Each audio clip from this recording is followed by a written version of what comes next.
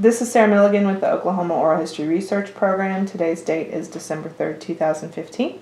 I am here talking with Dr. JoAnn Clark for the Cowboy in Every County Oral History Project. We are going to talk about a little bit about her life and her degree program from OSU and her time in Langston. Just to start really broadly, just tell me a little bit about yourself, like where are you from and who your parents are and all that good stuff. Well, I'm JoAnn Richardson Clark. I was born in a little community outside of Ada, about 20 miles outside of Ada, called Red Spring. It was a combination, multicultural community, farming community with Native Americans, a few African Americans, and of course Caucasians. My mother her name was Delia Townsend Gillespie, and that was her last marriage. My father was Stephen Richardson Sr., a Chickasaw Choctaw Native American, and he died when I was 11. But I still grew up. I had brothers that were old enough to be my father, so when he passed, I stayed with a brother, Stephen Richardson Jr., until I was going to 10th grade. So what that did for me was great, because I went to a one-room school in Red Spring, or Leader, which was in the Lula School District, and then in the September to May, I rode the bus with the high school students to town. So I went to school year-round, which I loved. I loved that one-room schoolhouse. The teacher was Wheeler May English, and she was great. In fact, we were friends until she passed about 8 years ago. Wow. So what did you like about her? Well, she could manage. I was fascinated at a young age with, and that one-room schoolhouse was also our church. So I was fascinated that she could control 1st through 8th grades, and everybody was busy, nobody was acting up, and she was an avid motivator for reading, and she taught me to love reading and to love crafts. I just admired her. She was one of my favorite teachers. So how did that work going year-round? It was wonderful, because when I went with my brother, in fact, I would go to school in Ada from August to September. September to May, as I said, and then I would go spend the summers with him until December, because my mother had better Christmases.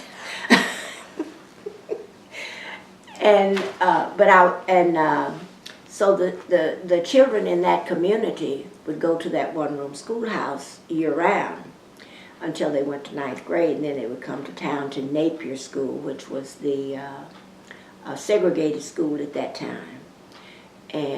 But I would ride the bus in the months I was there when Napier was in session with the high school students, and then in the summers. And their school went through May, because it was out for peanut and cotton harvest for a month. Like, we went to school June and July and part of August, and then it was out part of August, and it seems now all of September. I can't remember. Was that the Napier? No, that school, was the school room? that in the country. Okay. And I loved it.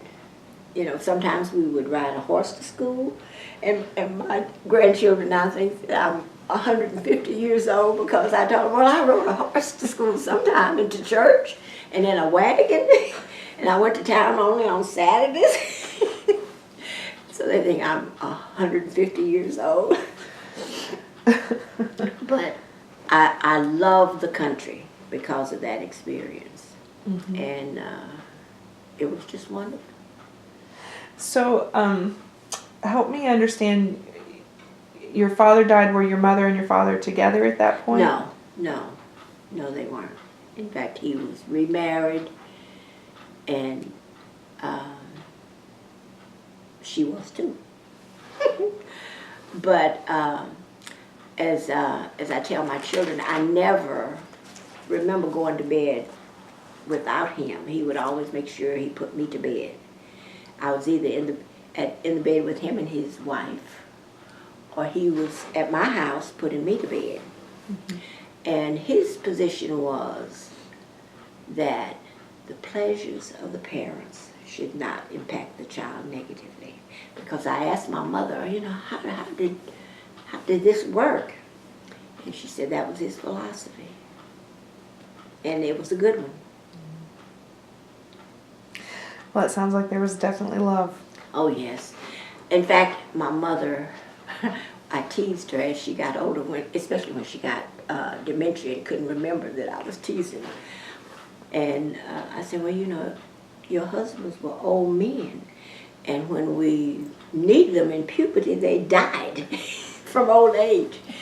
But he was a lot older than she was. In fact, she was 30 when I was born. And he was almost 60. It's a big difference. Mm-hmm. 50-something. So your brother that helped take care of you and your other brothers were from a previous marriage? Oh, yes, from his first marriage. Yeah. And that wife, there was a cholera epidemic in the 20s. And my mother and his younger daughter were best friends as children. So she was a child when he had children. That's just how much older he was. Right, yeah. No, that happens. So when were you born then?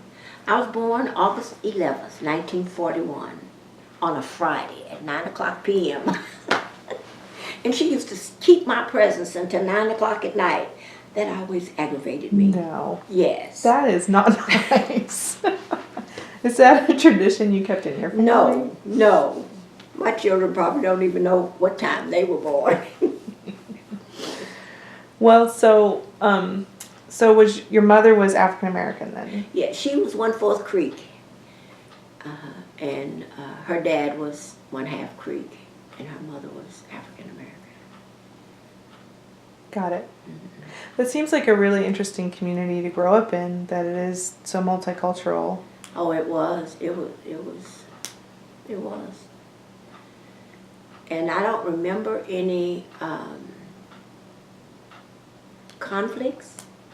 Maybe I'm looking through rose-colored glasses at this age, but I don't remember any. And her philosophy always was that when she got dementia and pre-Alzheimer's, that if I don't remember it, it didn't happen. So we were talking about the makeup of the small community that you were in, and the fact that you think, like, you remember everybody getting along really well. But also the point that when you had to go into Napier, right? That was the name of school, after the 9th grade that you went to. Well, no, I went to Napier from 1st grade through 9th grade, but I also went to the school in the country. The one-room school. Right. Yes, the one-room school. And then when I went to 10th grade, because in 1956 the schools closed, so I went to Ada High. Okay. Now, was Napier segregated then? Yes. Okay. Then meaning, well, yes, but when Napier closed, just the high school closed. It still had 1st through 8th grade until 60 something. But in 56 the high school closed. Got it. High school and junior high. Because my husband was the first graduating class at Ada High with African Americans. Oh. In 57, May of 57. And I graduated in 59. So you all have known each other for a while. Oh, yes. Yes.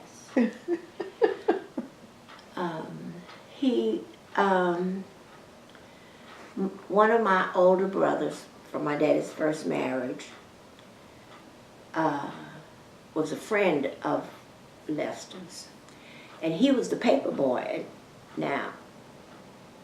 And my brother lived behind my father's house, and he would throw the paper to Doris. Her name was Doris, and put a dime in there for her to meet him at the movie, at the picture show, as we called it. And I thought I was probably 6. I thought that was so romantic. So when I had a little brother that was born when I was 8, my mother had, because it's 8 years between me and that brother, and she let me name him. And I told her, I said, well, I want to name him after my boyfriend. She said, you have a boyfriend? I said, yes. Now, he didn't know I existed, but I named him Lester. And he hates that story to this day. Your brother or your husband? The brother. Now, they're good friends, but he doesn't like for me to tell that story. And, of course, she put her youngest brother's name as his middle name. So, but he didn't know I existed until I was 8th grade. So what, you liked him because he was creative enough to put a dime in the paper? And he rode a new bicycle, and he was cute. And even jumping rope, I would stop on L, and they would name Leon, Lamont. I said, no, Lester. And he had a twin. His twin is deceased.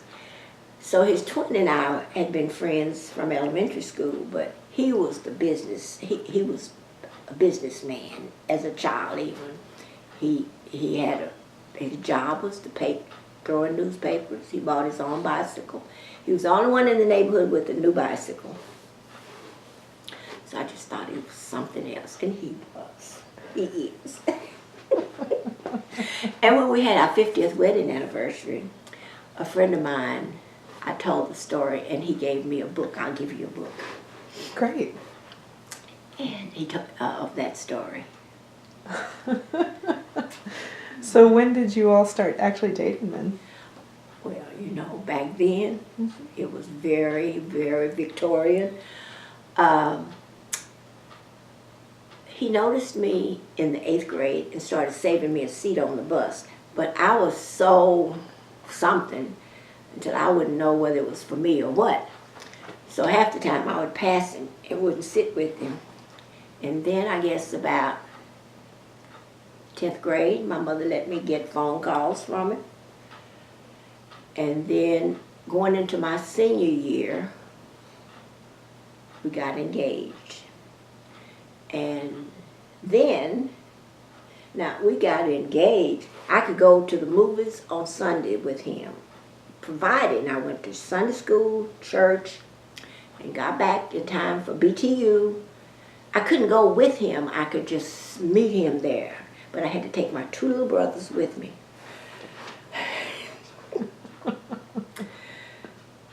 And believe it or not, we still got engaged when I was going into my senior year, but she told me, no way are you going to get married.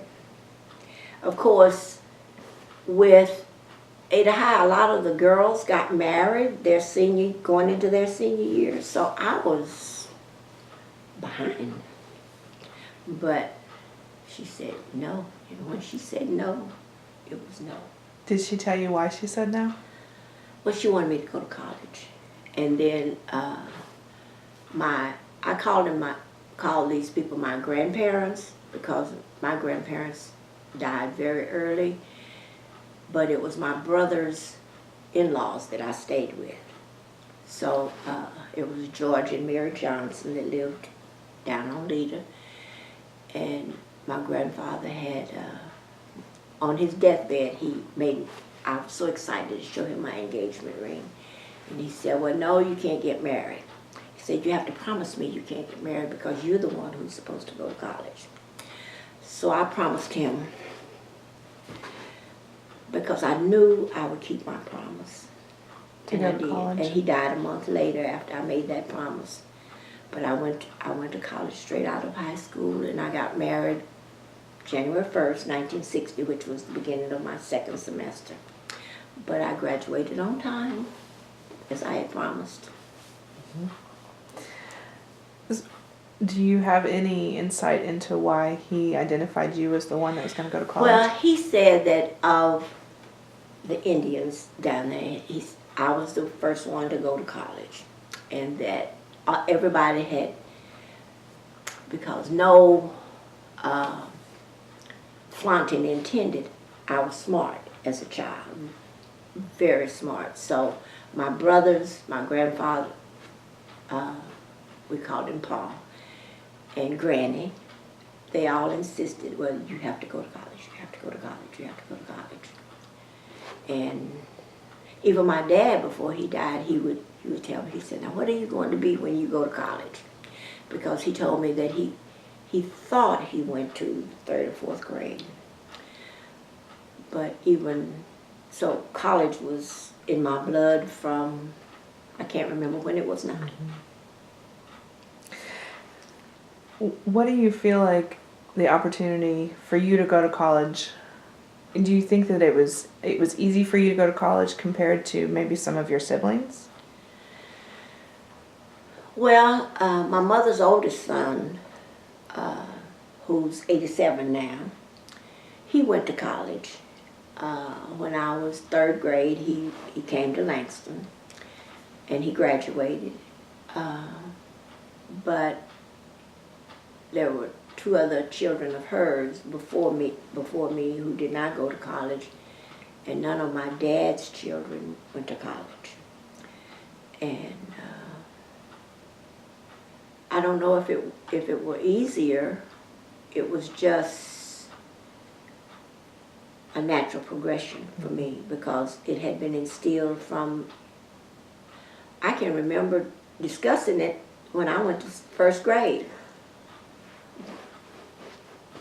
So everybody said I had to go to college. So you were going. Yes. Was it an issue with cost or getting in or anything like that? No. When I graduated from Ada High, I applied to East Central. My English lit teacher called me in and told me that I was so smart that she was looking for great things for me. Her name was Miss Britt. I can't remember what her first name was. She wore sandals year round. But she was a wonderful teacher. And so even all of the teachers at Ada High believed in me. I didn't have any at Ada High that I think they all really tried to make integration work. I remember there was only one, and that was my American history teacher, Miss Drain, Maud Drain. She had purple hair. On purpose? It was white, but she had a little purple tint to it. And she was a great teacher too, but when she was on Reconstruction and slavery, when she'd get to that period, she'd just get so tickled. So a classmate, because at that time there were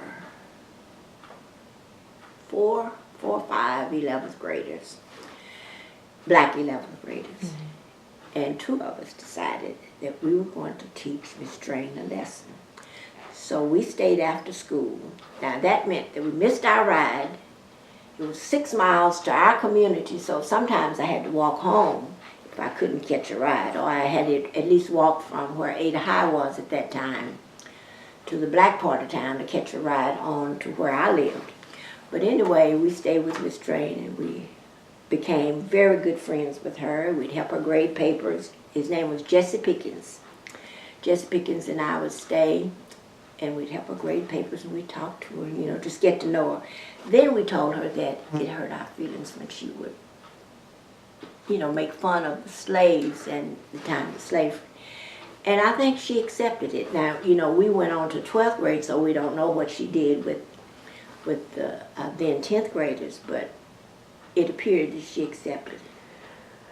That's a pretty mature reaction to a situation that was hurtful to you. Well, the other part of it was that her first black students were 11th graders in '56. and they all made D's. So we had met, and we said, now we are going to show her that we don't make D's. Of course, we did. We did. We didn't make D's, we made A's and B's. Jesse and I both made A's, and it was another guy, Lamont, and another guy, Sidney. I know Lamont made a B, and Sidney, he left his junior year, but at least the second semester, his family moved away, but he made a C that first semester, so we didn't make D's. Do you feel like that was as a direct result of you getting to know her on a personal level? No, not especially, because we were determined to show her that we were smart. And Jesse was very, very smart. Very smart. Smarter than I was. Let's not get carried away.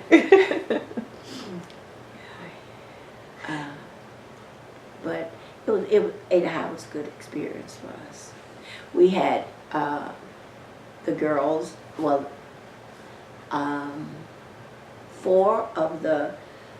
all four of the black seniors who came made the football team. So the girls, most of us joined the Continentals, which was a pep squad. So we were very participatory in school. And the students were very amenable to our being there, it seemed. And it just seems that those years, everybody tried to make it work. I don't know how it was after that, but those years were good. And in fact, we still have friends from those days. My husband still goes to the football reunion and all of that. He missed it this year. It's usually in October. He missed it this year because he had a hip replacement. So were you a freshman the first year that high school integrated? Sophomore. You were a sophomore. And you said that the teachers really tried to make it work. Did you have any black teachers? Did they integrate the teachers as well? No. It was a while before they moved.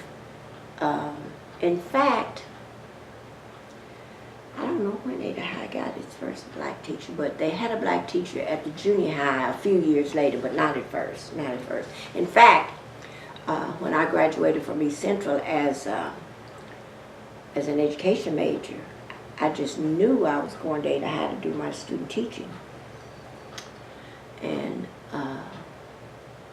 the person over education told me, well, no, because East Central was known for having handicapped students. He said, no, you have a car, you're not handicapped, so we're only sending the handicapped people to Ada High. Well, when the list came out, and then they posted lists by name, everyone who graduated from Ada High and was in education was going to Ada High except me. Were they all white? Yes. Because when I went to East Central, there were only 3 full-time blacks at East Central at that time. And I know we're jumping around, but No, that's okay. I was the first black honor student at East Central based on ACT scores. How did that go for you? It was good and it was bad because the honors teacher, can I call his name? Yeah. His name was Dr. Ray, William Ray. He ended up teaching at OSU and was on my dissertation committee. But he taught the honors classes. And he gave me a B every time. And I was an English major, well, a double major, English and business. And I couldn't understand how I could make a B. The first semester we had, and I still remember this, so it still bothers me. We had 29 essays. We didn't have any tests. We had 29 essays, and he graded superior, excellent, good, fair, and poor. I made superior on 28 and excellent on 1, and he gave me a B. Every course he gave me a B. And after I got married, we lived in the garage apartment of the person of the dentist that I had been working for after school anyway. And Dr. Ray lived just on the other side of the garage apartment, so I would go to his house because his son Chip I'd babysit with him, with Dr. Hall's little boy. They were good friends. And he said, well, I left my grade book at school. I'd go to his office. He said, I left it at home. He never would show me how I made bees. So my last English course was Shakespeare, one of my favorite courses. And I said, okay, if he's going to give me a B, I'll just let him give me a B. I won't do anything. And he knew that if he asked a question and no one knew the answer, I would know the answer. He'd look at me and I'd turn my head. He gave me a C, but I actually made an F, I know, because I did nothing that I didn't already know. And I regret that, because that was one of my favorite courses. Of course, when I started teaching English, I taught myself. You know, I went back and did a lot of research with his plays and stuff like that. But do you think that it made any impact on his perspective? I don't know. But when I had to choose a committee at OSU, and they insisted that I had to have someone who had taught me the English part. I said, well, there's no one here but Dr. Ray who has taught me English. And Dr. Tom Corman, who was my chair, said, put Dr. Ray on there. So when I told my husband, he said, Joe, you won't ever graduate if you put Dr. Ray on there. You know how he did you at East Central. So the first meeting we had, or one of the meetings we had, the people on my committee were talking about how I could write, what a great writer I was. So I had prayed over it. So I said, well, if I can write, it's all because of Dr. Ray. And I had no problems. How much time was there from the time you had him in class to the time you had him on your dissertation committee? Well, a lot of years, because I graduated with my bachelor's from East Central in 63. This was 78 or 9. So at least a good decade, and maybe a decade and a half. Did he remember you? Oh, yes. Yes, he did. Did you ever have an opportunity to really gain any inkling into what was going on? Well, I think at the time, I was so adamant in class about what I knew. I was a good student, but I was arrogant at the same time, because I worked hard to make good grades, and East Central was very good academically, but it was not good socially, because I remember my first biology course, I made a C. And as I said earlier, they posted the names and the grades outside the classroom, and I had an older guy and a younger, well, she was the same age I was. We studied together. They made B's and I made a C. So when I went and asked the teacher, why did I make a C? He said, well, that's what black people make. And I didn't know I had due process at the time. And I had several teachers, even on my master's, who did that to me at East Central. As I said, I was a double major. So in my first accounting course, and East Central was strict on grading 93 to 100 A, and 85 to 92 a B. And I had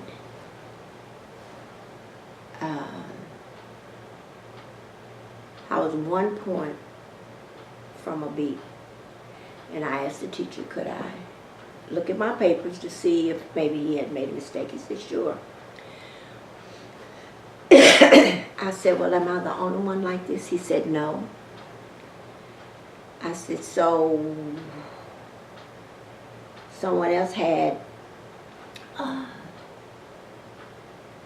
84 points and they got a B? He said, yes. He said, but you know you have a B. I said, but it's a C on my transcript. He said, but you and I know it's a B. His name was Mr. Kennedy. Of course, he was there only a semester. And then I had a lady I was always interested in grammar and composition much more than I was literature. So when I took my English usage at what it was called at East Central, I made the possible on every test, because at Napier my English teacher was named Robert Johnson, and I learned one principle in that course that I didn't already know, and that was that THERE was never the subject. It was just a place setter, and that the subject would be after the verb. That's all I learned in that course at East Central. I knew everything else. And she gave me a B, and she told me, she said, well, black people can't make things. I said, but you know, that's not true. I'm standing right here, and I'm black, and I didn't make a 92A. I made a 98A. But I had the same thing that happened to me on my master's. I have the lady teach the course, because on my master's, I couldn't find a job. They wanted to send me all the way to an Indian reservation, and I had 2 little children. And a lady from Ada who was there, she said, no, don't come. She said, you have small children and the babysitting is not regular, and your nearest hospital is 90 miles away from where they would want to send me. She said, so don't come. So the dean of student affairs was Ben Tillman, great guy at East Central. And he had told me, he said, now Jo, all you have to do is do everything, you're an honest student, everything, and we guarantee you a job. Well, my guaranteed job was on an Indian reservation in Arizona, I think. Now I can't remember where it was, but it was. So when I didn't have a job, I knew he got to work on time. So I would sit out by his office. Every morning I was there when he had showed up. I said, Dr. Tillman, I'm JoAnn Clark. He said, I know who you are. I said, but I'm an honors graduate from East Central, and I don't have a job. I did that every day. And then, I can't think of the vice president for academic affairs. I had cleaned house for him. And so he said, well, Jo, why don't you just work on your master's, but go in math and science, and that way you can improve your possibilities for a job. Well, I knew I wasn't good in math, because I had to take only one math course at East Central, and I made 85 was the lowest B. I had 86 points, and I worked hard for that. And in high school, I took only one math course, and I was happy for that C on my transcript. It was geometry. But I did go math and science, but with Dr. Tillman, I was there every day for 3 weeks straight. And then one night, the president of East Central called me. About 8:30 that night, his name was Dr. Charles Spencer. And he called me at home, and he said, well, Jo, I have a job if you want it. And I had 2 babies at the time, and I would go to sleep early, so I was half asleep. And I said, well, no, thank you, and hung up. And my husband said, well, who was that? I said, I think it was President Spencer. He said, well, what did he want? He said he had a job for me. He said, well, what did you say? I said, no, thank you. He said, go call him back. So I called him back and apologized for being asleep. And he said, well, come see me tomorrow. So I went to see him, and it wasn't too late for me to enroll for my master's. And he offered me a job as his personal secretary. But the kicker was, they made me an office suite in his house, not on campus, not in his office on campus. Well, his house was on campus, but I was on second floor. I had a beautiful suite, and I was his personal typist. And he started me off at 50 cents a page. Well, I was the best typist anywhere at that time. Mm-hmm. And he would check, and I'd have no errors. And I worked from 1 to 5. But in a couple of weeks, because everything was perfect, he raised me to $1 a page. Well, I could do my homework, take a nap in my suite, and still do 75 pages a week. That was my goal. And when I wanted to, I'd do 100 pages. But I could I could do everything, and he could find no errors. And at that time, my husband was working at Montgomery Ward 6 days a week, and his take-home was $37.50.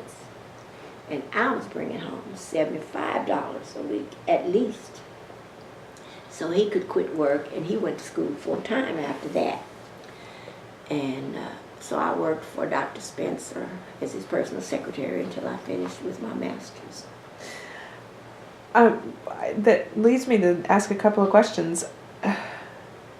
One, how did he know about you? Do you know? I know they discussed me. They all discussed me. Because, as I said, I was just that type of person. I made sure that I knew all the teachers. I was very good with the students. And I was interested in certain things. They didn't have sororities or anything like that for black people.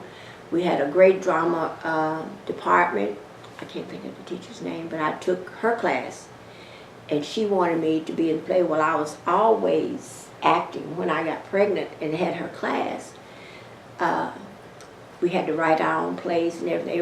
Everyone would write plays for me to, as the person in the emergency room having the baby. I wouldn't play the part because I could wear all the costumes. I only gained 10 pounds with the first baby. And, but I did stagecraft with her, costuming and stagecraft. But she gave me a C or a B too, because black people couldn't make higher grades. And I had several students that would see my name and they'd say, "Jo, have you looked at the list?" I said, "No." "Well, what do you think you made in so-and-so class?" I said, "Well, I'm sure I made a B if I thought I made a B or an A." They said, "No." It was always a grade lower. And then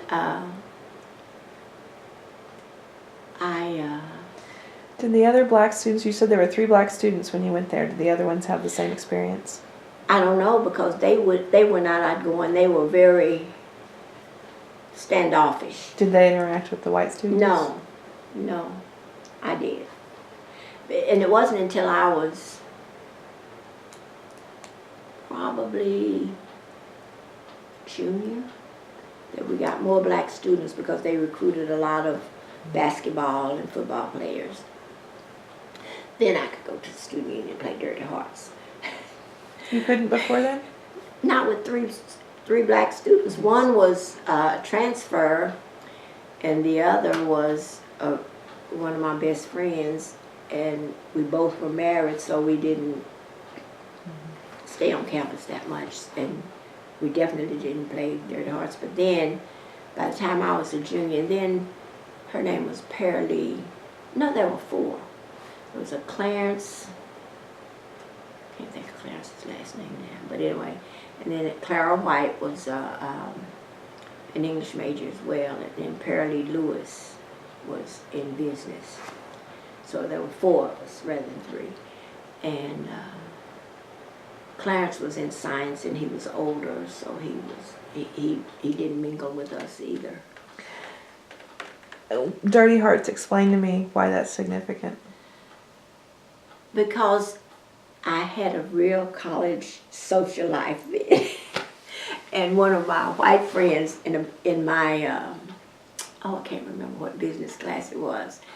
But Mardraine from my high school, her twin sister was one of the business teachers at East Central.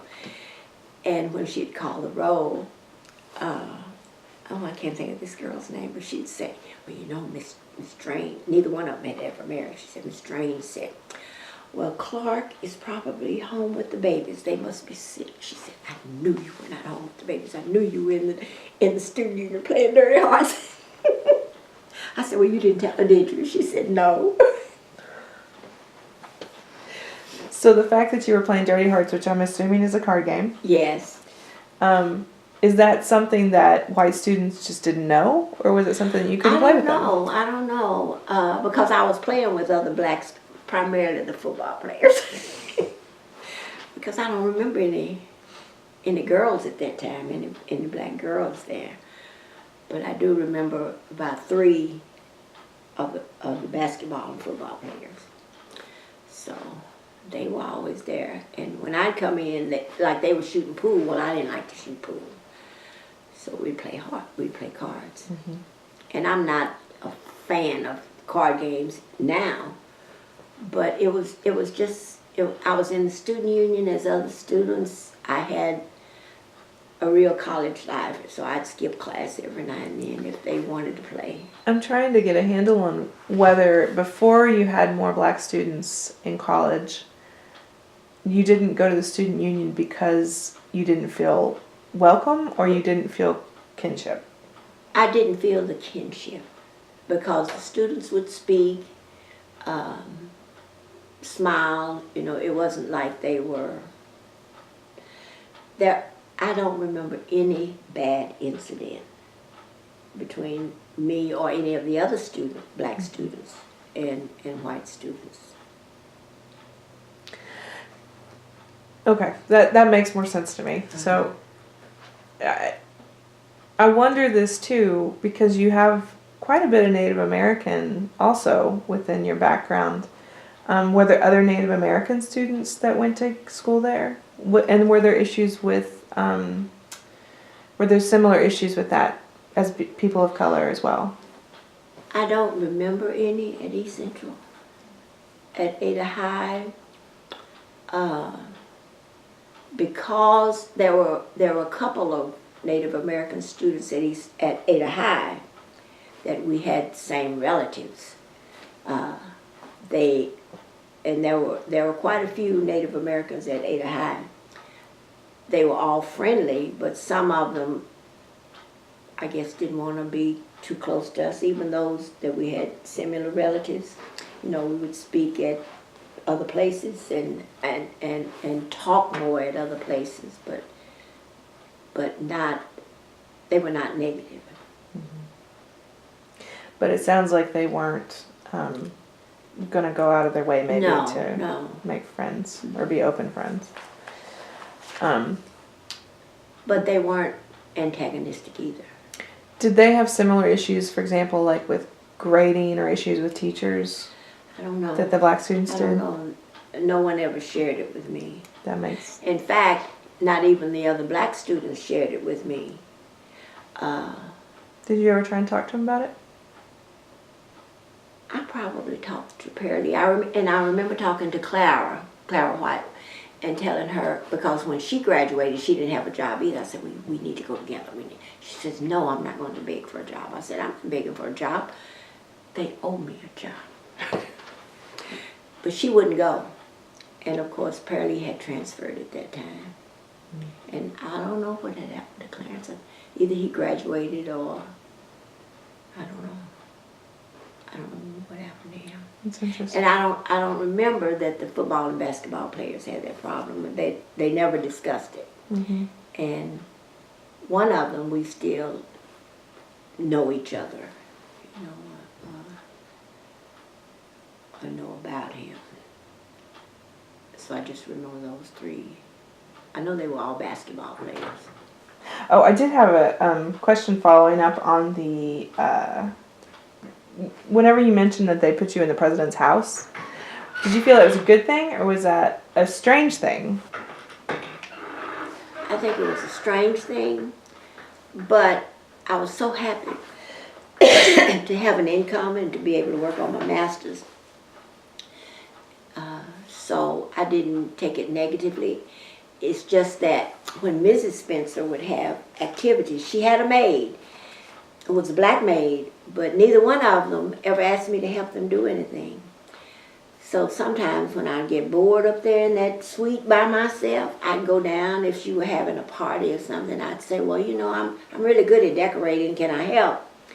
And Miss Spencer would say, yes, well, you can help me. I'd make a centerpiece or something like that, you know. Mm-hmm. But it wasn't very often. So she didn't treat me like another maid at all. In fact, she and Dr. Spencer were great. That's good. Did he have other assistants that were in the college then, that were in his building in the university? Yes, he had a full staff, secretaries and all. Mm-hmm. I don't know that they ever knew that I was over there because I remember only going to his office to take him something once. Mm-hmm. Because most of everything I did, but what he did, I don't think it was university business that I did for him. He did city codes because he was a sociologist. He did city codes for various municipalities, including one in Alaska.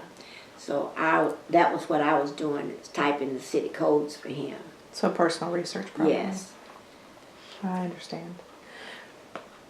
So I also want to go back to something you mentioned about, at that time you didn't know that you had due process. At what point did you realize that was an option for you? Once I came to Langston and they had due process Really? for students. And do you think if you would have had due process, if you think if you would have gone through that process, it would have been taken seriously? Do you have any information? Probably not. And the reason I say probably not, the registrar, I'm not saying we were friends, but we were very friendly, as I was with most of the teachers. I took the Oklahoma history test because I knew I was smart enough and I liked history that I could pass it. But I failed it. So he called me and he said, Jo, come to my office. Come to my office. You've made history again. And he said, you failed the Oklahoma history test. He said, do you know you're the first person in the county to fail the Oklahoma history test? I said, how could that be? I said, I know a couple of my classmates. I said, and if I had written their names backwards, they wouldn't recognize them. So how did they pass? He said, Jo, everybody had the test but you. And East Central had wasn't an epidemic, but it was known that a lot of classes had students hold a test. I refused. I had one guy, in fact, it was a relative of Senator Warren's wife, because his last name was Shy. And we were in tests and measurements. He said, well, Jo, I have the test you want. I said, no, I could make it without it. And I made a B in that class because the curve was so high. I had over 93 points, but the teacher graded on the curve. So I made a B with like 96 because the high was like 98 or something like that. But I refused to take a test. Mm-hmm. And I don't know that I was so moral or anything. It was just that I had a big head. I thought I was smart enough that I didn't need to test. Yeah. But I ended up getting a B in that course based on the curve because I guess a lot of people in the class had the test.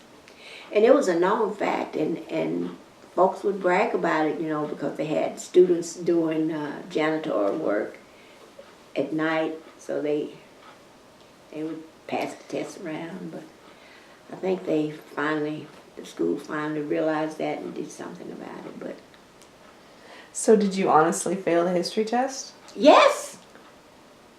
I had to take the course. Mr. Faust was the registrar at that time. He called me in his office. He said, Jo, you've made history again. And I was getting ready to be all pumped up. He said, you failed it. failed. He said, I guess you didn't have the test.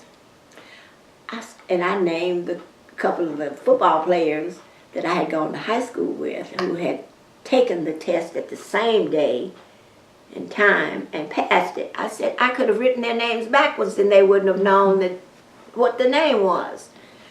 He said, well, you didn't have the test. So if he knew that, then it was widely known. It was widely known. Yeah.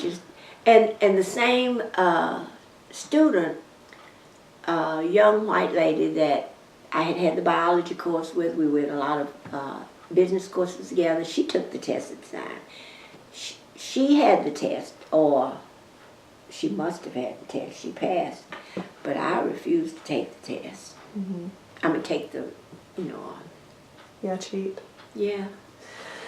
So you ended up doing your master's in math and science. That's what you said. Mm-hmm. And you weren't anticipating that was going to be easy for you. No, but I did take some English classes. I remember I took a course with a professor. His name was Dr. Altmiller, and I was also known for being late to class. When they had 7:30 or so classes in the summer, they started the classes before 8 o'clock. Or it seems now they did. Anyway, I would nod. And then I told him, he said, well, Joe, you've been such a good student. Why are you not doing well in this class? I said, because you're not a good teacher. That man gave me a D on my master's level. A D. I did not make a D. And now I think, I said, what was wrong with me? That was disrespectful. Everything. But he couldn't. The course was language arts for the elementary school, but he was into handwriting. So it was all about handwriting. And I told him he couldn't teach. Well, that may have been truth, but maybe a little bit too truth. Yeah, it was. It was the wrong thing to do. I would never advise it. I to this day I regret that I said it to him because it was not nice. And as arrogant as I thought I was, I still had my mother that made sure that I went by my Christian principles. Mm-hmm. And I did then, and I still do try to live by those. And it was just not the right thing to say to him. And plus, it was not him, but when I did my student teaching at Bing, which was a great experience, someone who worked at East Central, I can't remember what his name was at the time, but he was caught in an uncompromising position and was fired. So he came to Bing to meet with me to tell me why they had put me at Bing.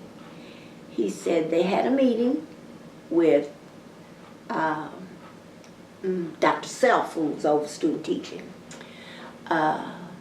and others, and they had decided that Ada High didn't want any black student teachers, and it was okay with Bing, so they were going to put me at Bing. He said, so they put you at Bing because you were black. But he came all the way to Bing to tell me that. But it hurt my feelings, but I already knew that when I saw the list, that it wasn't what Dr. Self had told me, that only handicapped people were going to Ada High, because I knew the people some of them who were going to Ada High, and they were definitely not handicapped. But Bing was great. I wouldn't have traded it for Ada High in retrospect. Can't think of the lady's name that I had. I had two teachers. 11th grade literature, and then 7th grade grammar, and they both were excellent. Mm-hmm. And the experience was good, and then I had always loved basketball, so I was able to meet the lady that was in the Oklahoma Hall of Fame. Can't think of her. Her husband was the superintendent. She was first grade teacher. So I made sure I got to meet her, and when she had to be out, I would take her first grade class. Mm-hmm. So I really enjoyed being. And How long did you spend there? at that time, student teaching was 8 weeks, I think. So I enjoyed the whole experience of student teaching there. That's good. So you got your master's then, and you had how many kids at this Two. point? You Two still at had the just time. two. When were they born and what are their names? Tony was born a year and 5 days after we got married. And Tamara was born about 13 months later. But anyway, Tamara was born during summer school. And I was in my last 2 courses, but they were on, they must second or third floor in the business building. And where I gained 10 pounds with Tony, I gained 65 pounds with her. So I couldn't make it up the stairs, so I had to drop out of summer school. Because you couldn't get to the class. I couldn't get up the stairs, and there were no elevators at the time. So I ended up being 6 hours short of a double major. And today you think of that, and it's just hard to. Oh, well, yeah, but I enjoyed business, but I loved English more. So I'm not sad that I didn't have it. So what did you do after you graduated with your master's? Well, first, at the time, East Central had for education majors, because I got a master's of teaching. You had to teach a year before you could actually get your master's. Oh, okay. So I applied for the Oklahoma City Public Schools, and in the fall of 1964, I started Douglas High School in Oklahoma City. Green country girl from Oklahoma coming to a big city. Oh, it was awful. But I fell in love with it. So I was at Douglas for 3 years. And because in fact, I left Douglas because I got pregnant with my baby. And then they had the rule that you couldn't teach past 3 months if you were pregnant. So he was born in 1967, so I taught until January of 1967, and then I had to quit. So then I said, well, you know, and so I came to Langston in the fall of 1967. And did what? In the English department. What was your husband doing? He had transferred to at that time Central State. So he graduated from Central State, and he had already graduated with his bachelor's, and he had received, for lack of a better word, a fellowship for his master's. He was in special education, so he was doing his master's at that time at Central State, then Central State. And then he came to Langston in '68. As a student or as a professor? As a reading and psychology teacher. Okay. So you came to Langston from Oklahoma City. How did you make the decision to come here? Well, during one spring, I've forgotten which year it was. It wasn't '67 though, because it was when I was still there the whole school year. The English department came to Langston to visit, or some workshops or something. And I was amazed. I met Dr. Melvin Tolson, and we were supposed to do, rotate workshops. I was so fascinated with the man until I stayed in his for the 3 hours. I was supposed to go to 2 others, and I didn't. And then, excuse me, and then we had an opportunity to listen to the students during their orals. At that time, the English majors had to do an oral presentation, as we did, on our masters. In fact, I'm not so sure. We may not have even done orals at East Central then on masters. But anyway, I was amazed at how smart they were. I said, oh my goodness, I thought I knew everything. And that experience with those students at that time who were doing their orals, I don't know if they were handpicked or was that the norm, but anyway, it impressed me. I said, oh, I need to get here. I need to get here and see if, let them know that there are other smart people too. And that's how I decided to apply at Langston. And they accepted me. And in the English department, and I was the youngest person in the English department at that time. How old were you? Do you remember? 25. I was 25 when I came to Langston. Do you remember the interview? Yes. I interviewed with Dr. Hale, William Hale, who was the president at that time. And of course, I had heard all the rumors about him, so I was scared to death. Oh, so Langston. So you had an interview with Langston, and you were worried because the president's reputation preceded him. Yes, but as being friendly. I'm he was nice. He during his stay at Langston, because he was fired before I left Langston. For inappropriate behavior, or was there something else? I don't remember what he was fired for. I don't remember. It doesn't really matter. But it wasn't that. You know, he just had the reputation. I don't know that it was just a reputation. So starting in Langston, you came to Langston and you were teaching in the English department? Mm-hmm. I came in the fall of 1967, and I stayed at Langston until 1974. And I taught English, and I was a drama coach. Mm-hmm. In fact, I was the drama coach because the person over drama, I've forgotten what year he passed away, and then I took it over. But I was the drama coach for the 75th anniversary of Langston. Did you all do some theatrics? Oh, yes. And of course, I did. I was the first one since Tolson, the one I told you I was impressed by, who had done sets, stagecraft sets. As the students said, oh, she had us flying sets. But that's what the Lady of the Central did. Mm-hmm.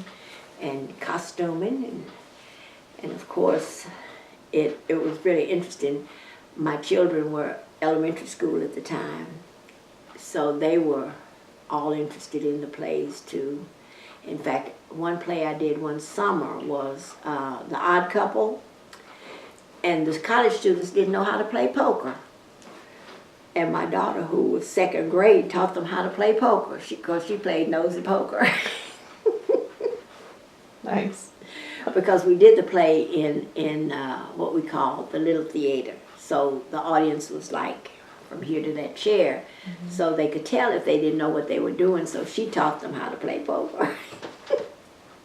That's smart. And the college students, they had no mercy on her because nosy poker, I just told them they couldn't hit her on the nose with the card. So her hands would just be red where if she'd lose it. But they would do that to her, but just that was their way of getting back at her, because when they'd miss their lines, she'd give them their lines. And she was second grade. She knew everybody's lines. But and then in 74, 67, 74, we went to Paul Quinn College in Waco, Texas. Mm-hmm. My husband had gotten his doctorate then, and he had an offer to be, he first started as the registrar and then the vice president of academic affairs at Paul Quinn. Wow. So we went there. That's a pretty big step up. Yes, it is. How long did you stay in Waco? From 74 to, well, I left in 77 and came back. That's when I started full-time on my doctorate. I had been taking classes at OSU, and the way I would do it, still with my arrogant self, I would make a deal with the teacher that because I lived in Texas, but I wanted my degree to come from an Oklahoma school, that could I just fly in to take the test and make whatever grade that I made on the test. Well, I made all A's, except one, I made a B in history of education. Did you do that throughout the entire time? All I the could PhD courses? have, but as I told you, there were little ugly parts. When I first applied at OSU, I applied for the PhD program in English. And the chair at the time, I can't remember what his name was. His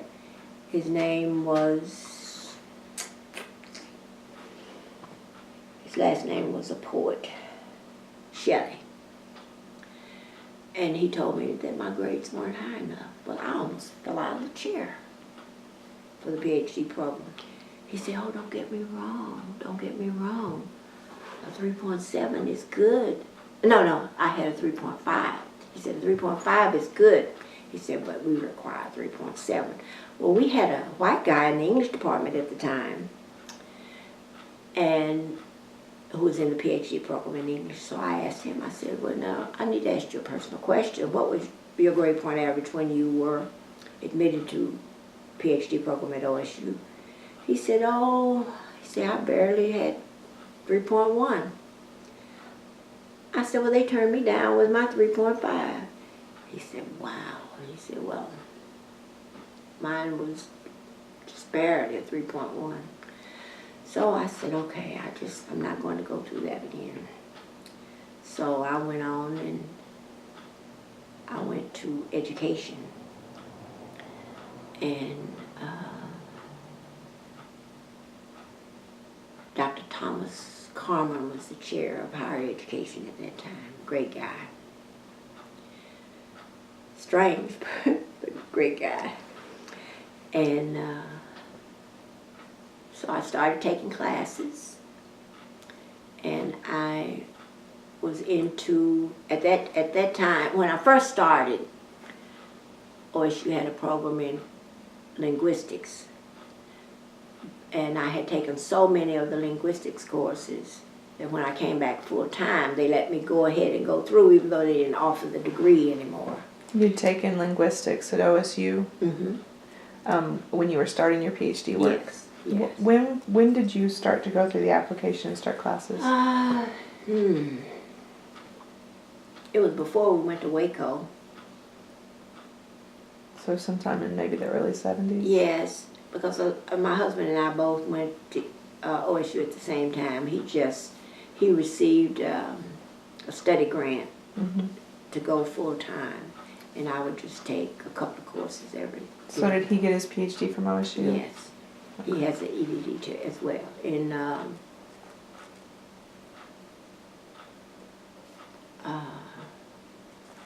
educable mental retarded, Okay. whatever that is. Did he have problems getting in? No, because he was a social butterfly. He studied with everybody. And at that time, even in Edmond, at that time it was segregated when he got his master's in special education. But he would still go to the bars with the white students, and people would look funny at him. They never put him out, but when he went to get his master's, that would have been the mid-60s. Yes, he got his master's in 67 or 8, somewhere in there, because he got his doctorate in 72. Okay. So while you were teaching at Douglas, he was getting his master's, correct? Mm-hmm. Yeah. And he just went wherever he wanted. Yes. He did. And he'd tell me, he said, Jo, you have to study with them. You have to do this with them. You have to do that. I said, no. Even Dr. Carmen, he said, well, Jo, a course I had with him, he said, well, can I use you as an example? We were doing the Miller analogy test and all of that. And I said, yes. He said, well, I'm going to use your results. He said, it doesn't matter what I do. I can't get you to come to lunch with me. He said, you're friendly. He said, but you have this shield in front of you, and you only let certain people behind that shield. He said, do you realize you're my only candidate that calls me Dr. Carmen? Everybody else calls me Tom. I said, well, that's everybody else. You're Dr. Carmen to me. Why do you think it was like that? Was it intentional? It was my upbringing, you know. If you were older than I am, you had a handle on your name. Or you had a name that we gave you, you know, like auntie or uncle or something like that, even though you might not have been related. And I just couldn't bring myself to call him Tom. Same with Dr. Brown, who was over in sociolinguistics, who was very supportive in when my person in English would treat me real awful. I dismissed him, so I can't remember his name. But he was chair of the English department after Shelley. And every time I'd go to enroll, he would tell me, well, why don't you transfer to the University of Texas? They have a program in comparative linguistics, what you're interested in. I said, I'm in Oklahoma, and I want my degree to come from Oklahoma. I could have gone to Baylor. I took a course at East Texas, but I didn't want that. And why did you want to go to OSU after you had the problem with the English department? well, it was closer. And then, being the person I was, I thought the academics at OSU was better than OU. I still believe that. That's good. We'll just keep that. Yes. We might not print that, but... Well, your 10-year-old grandson doesn't agree with you. No, he does. He does. But as I was saying, with this person who was the then chair of the English department, when it was time to enroll and I called, he wouldn't be where I could find him. And I can't remember the nun's name, but there was a nun that was in the English department. I never had classes with her, but she told me, she said, he does that on purpose for you. She said, when you can't find him, she said, I know I don't have your plan of study, but I'll sign whatever you need. And she did. Just to be able to, to get enrolled. With your application to enroll, yeah. And but he would always tell me, why don't you transfer to University of Texas? And when I had finished everything, and as I mentioned, Dr. Michael Brown, who was in sociolinguistics, he'd tell me, he said, well, Joe, just don't give up. Just don't give up. He said, just stay in there with him. He said he puts his pants on the same way you do when you wear pants. So just stay in there. He was very supportive, and Dr. Carmen was too. And when I got ready to graduate, well, I did a project with his wife who taught. At that time, the freshman courses separated at OSU, where the international students were in English for international students or something like that. But it was like the freshman and sophomore composition. So I did a project with her, and she was so impressed. In fact, I did 2 courses with her, and she couldn't be on my committee because she didn't have a doctorate. And I had done everything she wanted me to do in those 2 courses, but she was so impressed she wanted me to go further on something. I've forgotten what it was now. So she gave me an I. Well, when I finished them, she told me she turned in A's for me. When her husband was doing my final evaluation, he told me, he said, well, Joe, it looks like you made all A's and 1 B. I said, yes. I said, I was trying to make all A's just to see if I could make all A's in one of my educational pursuits. I said, but that history of education, history of higher education, as a matter of fact, I made that B, and I was happy for it. He said, well, no one is supposed to graduate from OSU with all A's and 1 B, and he changed 2 A's to B's. But I had fought that man so long until I said, okay. He did. Just arbitrarily? Arbitrarily. Because her changing the grades from I's to A's had to come through him, and he changed those 2 to B's. So- And my chair at the time had gone through OSU before I did, and she would always say she wanted to send him a Christmas card. I'd say, if you do, I'm not going to speak to you anymore. I don't blame you. What? So But I can't think of his name because he, and I think he would have probably beaten me down and sent me to the University of Texas. But I had a vein to break in my leg, and I was on crutches. And that one day during enrollment, I met with him, and he was telling me to transfer to the University of Texas. So I just threw the crutches, and I started crying. I fell on the floor, and I was just kicking and kicking. And when I saw I was getting next to him, I put in my actress mode, and I just went for it. He said, oh, please, please, please. He said, I haven't lost a candidate yet, a doctoral candidate. I'm not going to lose you. You'll be all right. You'll be all right. He said, but I scooted around on that floor. I put on my best act. did you feel like that was sort of like your final Yes, straw? yes. Plus, I wanted to know if he was human. So I never had a class with him, though. Oh, really? He was just my chair. I had to have someone in, since I was getting it in, they were letting me graduate in linguistics, which was in the English department at the time I started. So I had to have him over there, and then Dr. Carmen was in the higher education.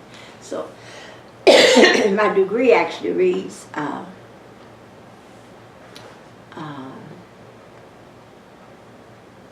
college teaching, I think, with an emphasis in comparative linguistics. Oh. So that's what I was trying to figure out. You went first to the English department, and he said, no, you don't have a high enough GPA. And then you went to the higher ed school, and they said, come on in. Yes. And then, but you went back and took English courses under the English department. Did he, once you were enrolled through higher ed, was there anything he could do to keep you out of the English program? I didn't even try after that. But you were taking courses that were under the English program. Yes. All the linguistics courses that OSU offered at the time. When I was taking them, when we lived in Texas and I was just coming back, I didn't take that many higher ed courses, but I took what was required, and of course I did those 2 projects in English, because I was always interested in grammar and composition, and then my research was on the grammatical errors that certain groups of international students made in those first 2 English courses. Got it. So, but you had to go and see this guy regularly. Yes, yes. In fact, he signed my enrollment as opposed. Now, Dr. Carmen approved it as well. But I saw Dr. Carmen, Dr. Michael Brown, and whatever my. So if he wouldn't let you in because you didn't have a high enough GPA. Now, it wasn't him. Oh, okay. It was that Dr. Shelley who didn't let me. Dr. Shelley wouldn't let you in. But he was not the chair anymore. After I went to. Got it. What I did, I started taking courses in linguistics as an adjunct, just to prove to them that I could do it. But then when I came back to go full time, then Dr. Shelley wasn't there anymore, and I think I may have had a course with Dr. Carmen and liked everything about him, and it was another teacher, I can't think what his name is now, but I took, it was kind of funny, you know, I had some good things, most good things at OSU. One of them was, and I can't think of what this guy's name was now, but he was the editor for the Educational Record. So it was a white lady in his class with me, and we checked check those transcripts that came in for him. And I was in some course, I can't remember now what the course was, but what I did was his editorial work. And so I didn't have to take statistics. And then when I did my dissertation and everything was wrong on the statistical part, I went to whoever taught 50-15. My husband took him, I can't think of his first name was Bill something. So Dr. Carmer told me to go see him because my statistics were all wrong. So when I went in, he said, well, did you take me for 50-50? I said, no, I didn't take it. And he started screaming. I mean, really, literally screaming. And I guess I turned all different colors or something because he scared me. He said, okay, don't be afraid. Now that I've gotten that out, I'll help you. I can't think of what his first name was, but I mean his last name, but it was Bill. So it's the person who replaced Dr. Shelley that gave you the grief about the grades. It's the department head that replaced Dr. Shelley that still... Yes, they told me that no one who graduates from OSU should make all A's and 1B. And I never questioned what he meant by that, but I had an idea. Either no woman or no black person. It was one or the other. Were there many black students in the English department at that time? Do you know? I didn't know any. I didn't have any in my classes. Mm-hmm. None of my linguistics classes. I was the only one. That's interesting. Not even in the higher education classes. Not any that you remember? I remember some international students, but... It's interesting that you had some professors that were cheering you on, just like they knew what was going on. I mean, obviously. Yes, and the main two were Dr. Carmen and Dr. Brown. Mm-hmm. So after you got your grade changed, you'd been to Langston by this point. You knew that you could contest that grade. Did you think about it? Well, no, I thought about it, but my husband told me, he said, well, Joe, you just need to go ahead and try to graduate and just forget about it. But I couldn't forget about it because even what happened at East Central, I had a niece who went to East Central when she graduated from high school, and I begged her, I said, no, don't go. They're going to be mean to you. They're going to be different with you. And I still have a little part in the corner of my heart that has a bad taste. But even though this chair changed 2 grades, 2 A's to B's, and he would tell me I need to go to the University of Texas, it wasn't as bad as East Central. So I still love OSU. I don't love East Central. They used to call me as an outstanding East Central graduate, and I'd say, well, no, you don't want me, because my experiences were too painful at East Central. And I always give them credit because the academics were great. You successfully got your PhD. Let me clarify a little bit. You moved to Waco in 1974. You were already taking classes at OSU by that point. Mm-hmm.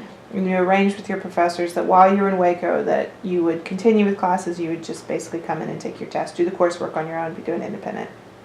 And you did that until you said you came back in 77? I came back in 77, and I thought I only had to do my residency, but it ended up that it took me 2 years instead of 1 to finish. So you left Lester down in Waco? Yes. And were your kids still in the house at that point? Yes. They fluctuated back and forth, and sometimes either our flight bill or our gas bill was higher than our check, because either he would come to Stillwater every weekend or I would go out, because after, let's see, 77, in 78, I think it was, he took a job at Prairie View in Houston. So we moved to Houston. So I would fly to Houston maybe 2 weekends out of a month, and then he and the kids would drive here. My baby son was 6th grade at the time, so he started in Stillwater, and then he wanted to be with his daddy, so we were just back and forth, back and forth. Mm-hmm. For 2 years, it sounds like. Mm-hmm. So from 1977 to 1979, you officially lived in Stillwater, even though you were split. Yes. So tell me a little bit about that time. Like, what coursework were you working on, and how was it living in the town?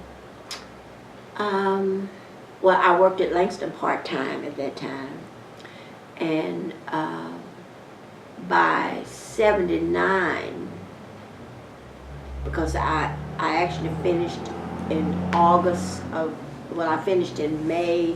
I just had to, and I did March in commencement. In fact, I didn't pick up my degree until 11 years later. Really? Yes. Why? Because I was still mad at the chair for changing my 2 grades. But anyway, it was no problem because most of my activities were still in Langston. I still like Stillwater. I still love the library. In fact, when I was doing my research, my baby son was, in fact, of my 3 children, 2 are engineers. And he was 6th grade then, so when I was doing my research and when I was messing up that statistics, I had to go to the computer lab. And I could never figure it out. Well, he was 6th grade at the time, so I'd take him with me. And when I would get mixed up, he would go to one of the primarily international students. He says, well, my mom is mixed up. He said, and this is what she has. Can you help us straighten it out? And because he was such a energetic, cute, and very small for his age, they would always help him. So he helped me through that. And then when I'd go to the library, I would find the sources that I need and send him to Xerox them. So everybody was fascinated with this little boy that was in there Xeroxing articles. And then when I'd go to class, he would go with the international students and play soccer outside. And then when he would find something for me, he would hide the book or hide the article. And then when I'd get out of class and come back, he said, well, I found one you might need. And he just loved it because he had so many compliments because they thought he was about 6 when he was really about 11, I guess, at the time, something like that. 11, yeah. So he enjoyed that summer of doing that, or any time that he was in Stillwater with me, because he couldn't make up his mind whether he wanted to be with me or with his daddy and the other 2. But they were high school, so it wasn't until my daughter graduated from Stillwater High School, so she did her senior year there. Okay. Because we moved back to Oklahoma because we both, I was already part-time at Langston, and then he moved from Prairie View to Langston. Was that? That was in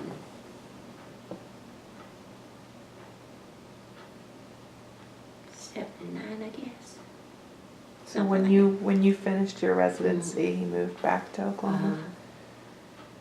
Because I went full time to Langston after I got my doctorate. So he came back in the fall of 79. So what position did you take at Langston? Full time, because I worked in research while I was on my doctorate in agricultural research. Okay. And but then when I came full time, I worked in the communication department, and I was over the newspaper and the yearbook, and we printed the Langston Gazette at OSU. So when I went to whoever was the chair over there, he said, well, Jo, you won't ever be good in communication because you're too much of a grammarian. He said, in journalism, we don't agree to all of those things. I said, well, you should. But he helped me a lot because I didn't know anything about putting a newspaper together. It's interesting because you worked at you originally worked for the English department teaching. But they didn't have an opening in the English department when I became full-time. And Dr. Joy Flash was over communication, and she had been in the English department when I first started. And she said, well, Joe, I know you'll have the yearbook out on time, and the Gazette will have no errors in it. And but I told her I didn't know anything about either one. But that best friend was in journalism, and he helped me with both. Got it. So how long did you stay in that area? In the journalism department, I think I was there maybe 3 or 4 years. But I was only over the yearbook until 78, 79.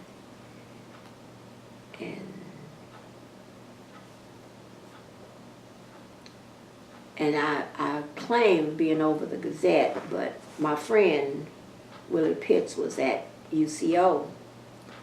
So I would have him to come to Langston and do the paper. And he tried to teach me all of those things that journalists do that grammarians don't do. And I told him, as long as I have you, I don't need to learn those things. I never could figure out picas, to do a headline. I knew you had to have a verb in the headline, but I couldn't make it fit. I said, well, no, just do it. So, what drew you all back to Langston?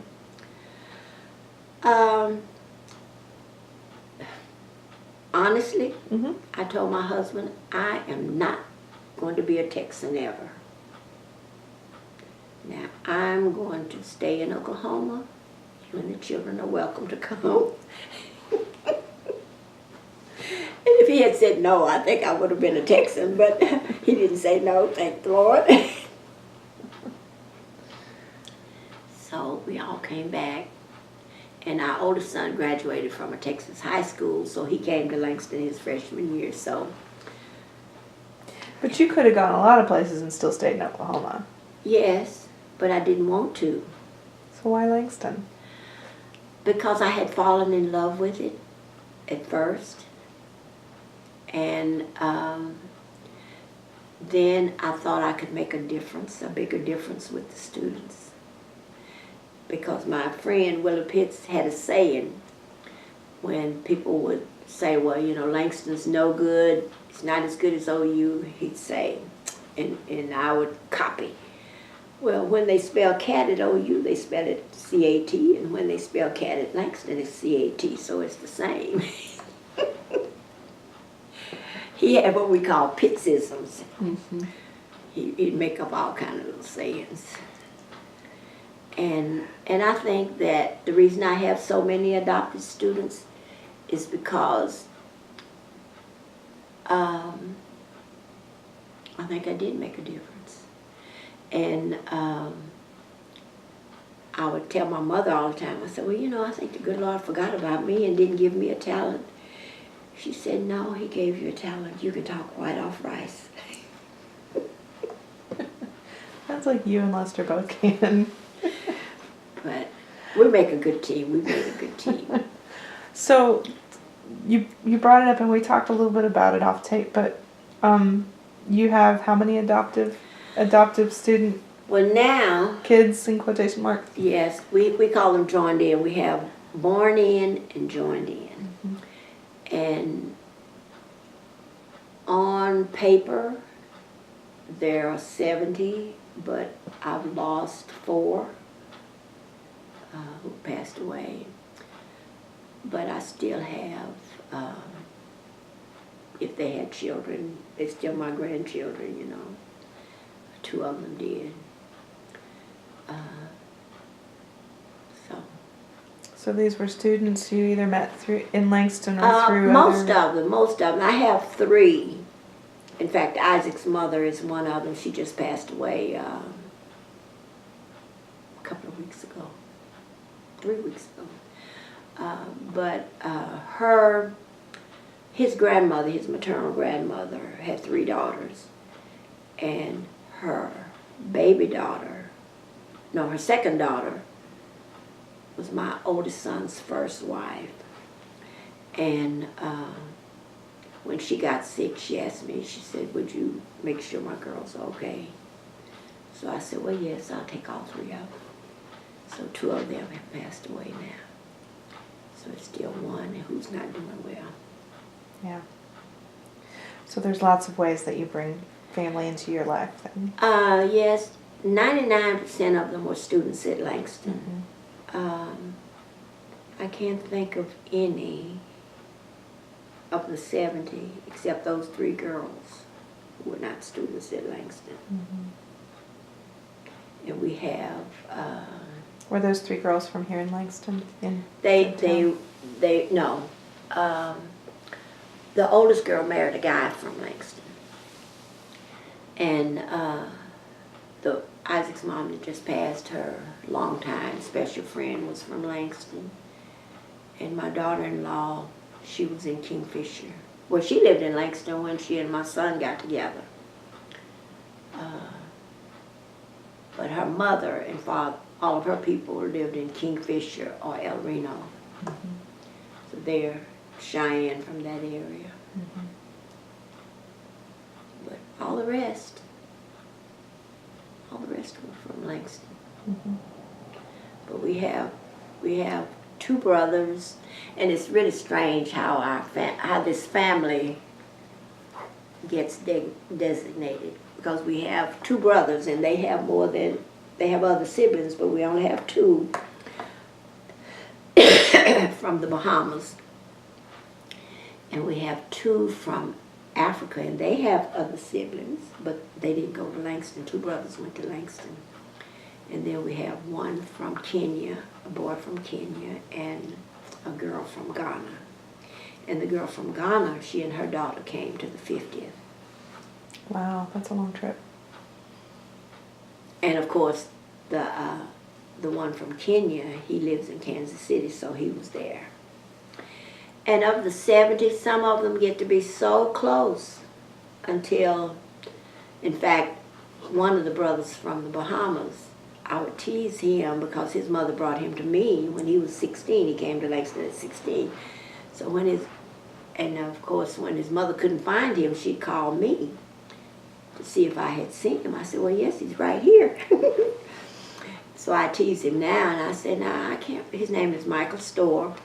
I said, Michael, I can't remember who gave birth to you, me or Virginia. And he was good with my children. He was older. He was a big brother to them, and he still is. He still is. So how long did you spend in and around working in Langston overall? I worked at Langston from 67 to 74. Then I came back part-time in 77. And I stayed until 2010 when I retired the first time. You retired the first time? Oh, in 2010, in May of 2010, I thought, because I'd had a stroke in 2009, I thought, well, I've done enough. But then it was not a debilitating stroke, so I missed so much. So I went back part-time, and I called myself the cheerleader for the nurses.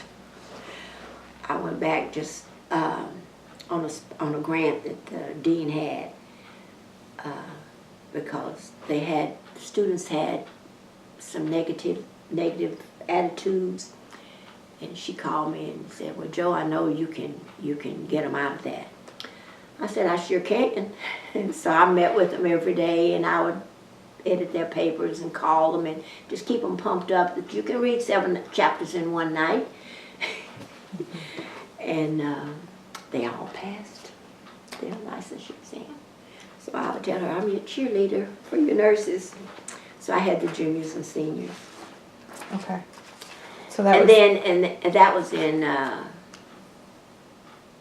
2011. 2012, 2012. 2011, somewhere in there. Mm-hmm. But I went full time when the new president came in August of 2012. Mm-hmm. And I had been over the honors program since '96. So I told him, you know, I'm the oldest person here. I've been here longer than anyone. So whatever you need, I can help you with it. And he was very agreeable. So I still had the honors program, but I also helped with admission and that.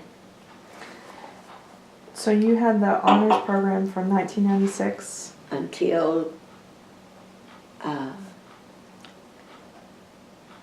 2010. Well, 2010. Even before that. Well, in '96, I had just the honors program, and then I kept dabbling with teaching a course every now and then in the English department, especially advanced grammar and freshman courses. Until the president asked me to act as chair of the English department. That was like 02 or 03, somewhere in there. But I still had the honors program. Mm-hmm. So I did that, and then when he retired and the new president came, I still had both until 2010. Mm-hmm. And then when I went back, I didn't go back to the English department, but I did.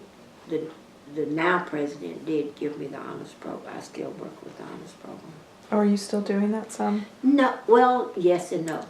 Officially, no. Mm-hmm. But I still do their welcome back reception and stuff. I have them all to come to the barn. I have them all. Whenever I cook enough. And the person that is the counselor for the honors program now, if she has a problem with anyone, she just sends them down here.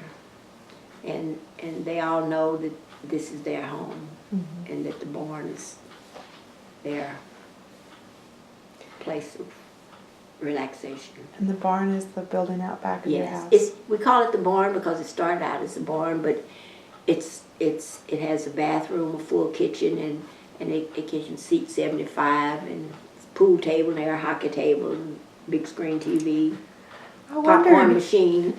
Oh my goodness! I wondered what that was when I pulled up. Now it makes sense. But it started out as a barn, Mm-hmm. and we still call it the barn. And like the Greeks, they meet there. A lot of them, the Sigmas are meeting there Saturday. The AKs and the Alphas meet there every now and then. The Kappas, the Omegas, and honor students, when they need somewhere to stay in between, the basement is theirs. Mm-hmm. So we had an Omega staying there, so then the Omegas would come all the time. Okay. He graduated in December, and he was going to Peace Corps in August, so he stayed with us from December to... Who's that? His name was Terry Lewis. He's with Peace Corps now in Southern Africa. And I had 2 girls who lived there, and who lived in the basement one summer. And I have a rule that even if I give you a house key, if the porch light is not on, you can't use your key. If you stayed out too late, you can't ring the doorbell. And her name is LaToya Shoemate. In fact, she is my last adopted daughter, and she's been a Clark. And that's what they call it. They said, well, I'm a Clark. She's been a Clark for about 10 years, and she stayed one summer.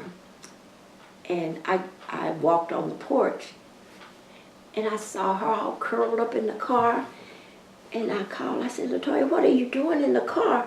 She said, the porch light wasn't on. I said, oh, I forgot to turn the porch light on.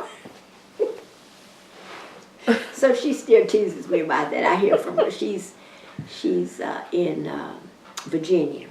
She has a job in Virginia. She still calls me. She says, now you're too old to adopt any more students, so definitely don't adopt any more ladies. I am your baby and I'll remain your baby. And we have one who is a manager of City National Bank at Walmart in Guthrie. He stayed in the basement for 2 years. He was the baby boy for a long time. And when we adopted another student, he was so mean to that. I said, Greg, you cannot be jealous like that. He said, well, I was supposed to be the baby boy. I said, but you're still the baby. You still act like a baby. But he stayed in the basement for 2 years, and then we owned the house across the street. I said, you need to get in your own house. You're getting too old to be in the house with your mom and dad. But now, if he gets sick, we come in here and he's in here in the chair or on the couch.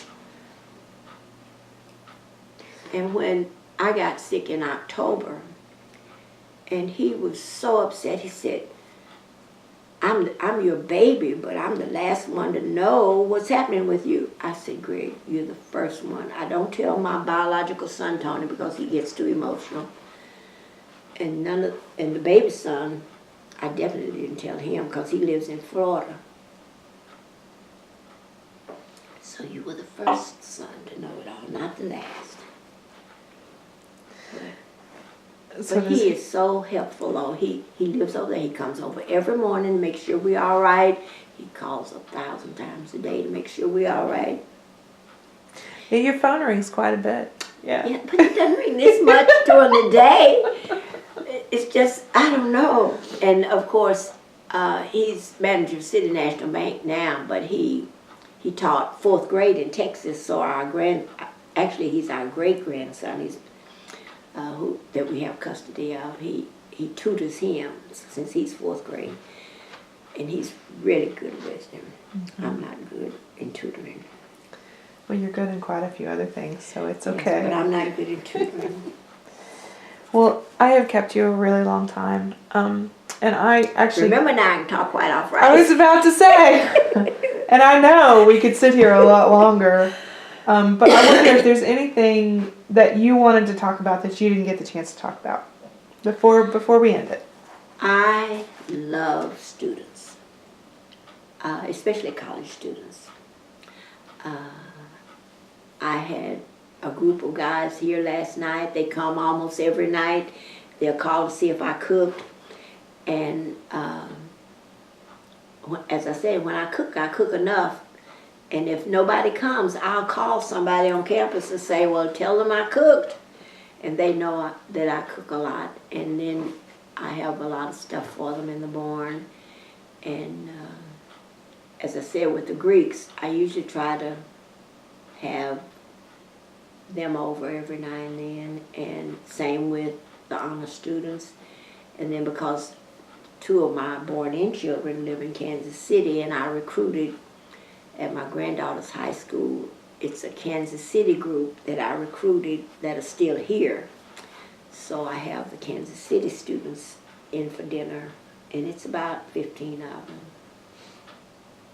It seems like that there's, other than campus, there's maybe not as much to do for students around Langston. No, because they do it all in Stillwater. Oh. And they're a lot more mobile now than when we first came to Langston in '67. So they don't miss it. You know, they don't have a bowling alley here or anything like that, but they do all that in Stillwater. Well, it seems like this is a valuable place for them to have. And they know I have students who come here to wash. Mm-hmm. Or just say, well, can I come spend the night? I only had one student that I restricted her because she'd have makeup from that bathroom all the way to my bedroom. But she was smart. She was smart. And her name is Jamise Lewis. She's in Dallas. Well, she's from Dallas. And she's one of my children. But Jamise was hurt when I beat her in Boggle. I said, Jamise, I play Boggle every day, all day. She said, but I'm younger than you. I'm smarter than you. I said, well, yes, but I know Boggle. But she was hurt. She was literally hurt. She won't play me now. You know, it sounds like you've got some youth lessons that could be shared over to her youth lessons that are needed. Well, That's what I use this tablet for. I have a tablet, I have a handheld, I have one that makes a lot of noise. I got that one because my husband said my other one made too much noise, but I like the other one where you can actually touch the tiles. Oh, that's so funny. He plays Sudoku. You know, I'm not good at math. I play Boggle. And my 10-year-old is getting very good at it. Oh, good. You've got some competition. Yes, because I have engaged, his dad brought him to us when he was 5, and he's almost 11 now. So I started him on 2-letter words, and now he has some 5-letter words. And he loves when I'm wrong. As do most 10-year-olds. He'll tell me, he says, I know you're smart. You tell me that all the time. He said, but I'm a genius. I said, okay. Well, after all your time here, you definitely have a place in Langston. That is obvious. So I love it. I really love the town. And I definitely love the school. I don't think that it's the connection with the students that it was when I first started or when I retired in 2010. But it seems that the people that are there now are more mobile, and they're not so interested in doing what is now called appreciative advising, where you get to know the students, you become a part of their lives, you know their likes and dislikes, their problems and their strengths. I don't think it's as strong as when I was there. fair enough. But I still do what I can, and I still have a few people that if they're having trouble with a student, they'll call me, and then I'll just have them to come down, because they can walk here, but you know most of them have cars now. So, and we have students here. I would guess out of 7 days, we have some students here 4 of those days. I don't know what I would do if they stopped coming. But the last group I recruited are seniors. They'll graduate in May. So,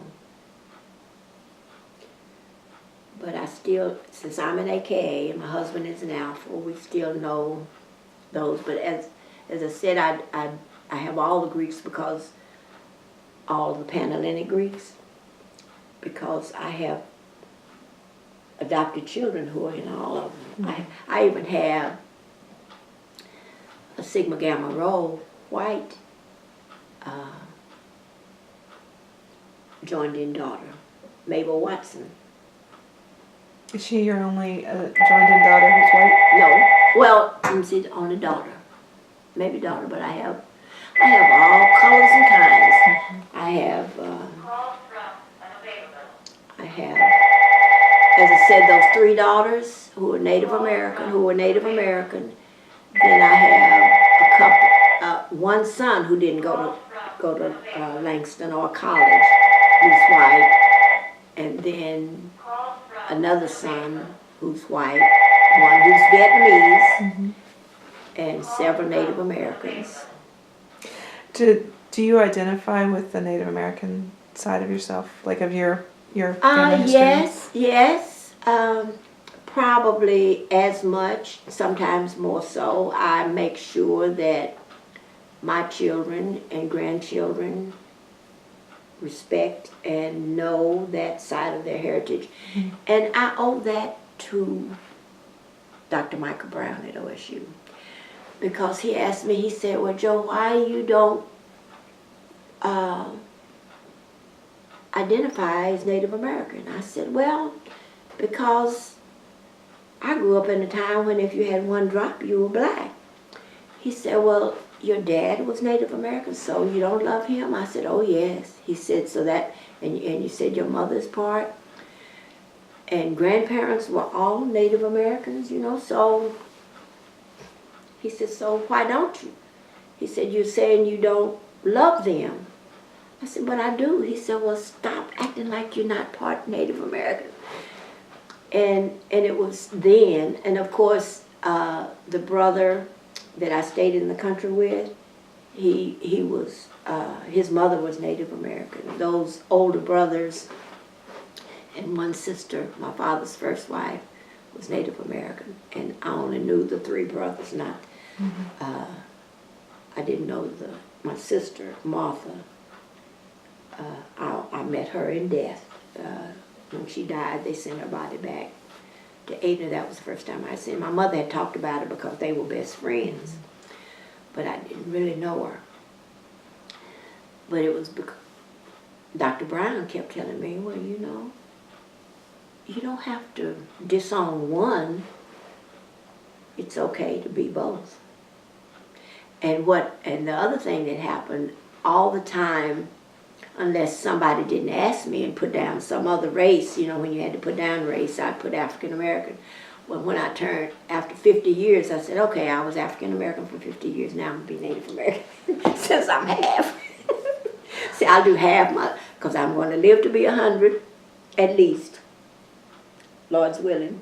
So I said, I'll do half and half. And of course, when my children were small, I made sure that they knew their Native American roots. And I didn't let them forget their African roots either. I still don't. And even with, I have 4, Isaac and 3 others who are Cheyenne. And I make sure that they didn't learn Cheyenne, but I make sure that they participate in their Native American heritage. And of course with Tristan, because he's part Cheyenne. Your 10-year-old? The 10-year-old. And he'll tease me about, he says, well, what color are you? I said, we don't deal in colors. I said, just know that we're black, African American, and Native American. He said, so I'm Indian? And of course his dad just cut his hair. When he was very small, it was a fashion to wear a tail. But as he grew older, he wore his hair in native style. And he just cut it 2 weeks ago.